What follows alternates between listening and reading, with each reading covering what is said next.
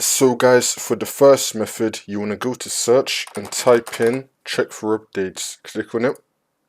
And now once you're on this, you want to scroll down and then click on advanced options.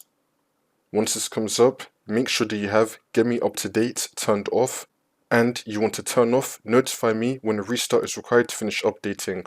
So turn off both of these.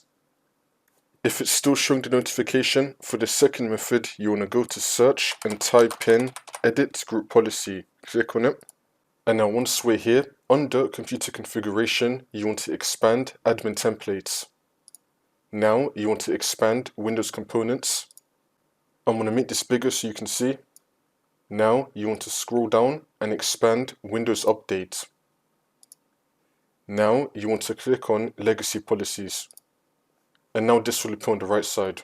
You want to find no auto restart of logged on users for scheduled automatic updates installations. This one right here. Double click on it. You want to make this disabled and then click on OK. Next, on the left hand side, you want to click on Manage End User Experience. Once this comes up, you want to find Display Options for Update Notifications. Double click on it. Make this disabled and then click on OK. Once you do all of this, the notifications should not be coming anymore. If it still does, then just restart your computer and then it should be fixed.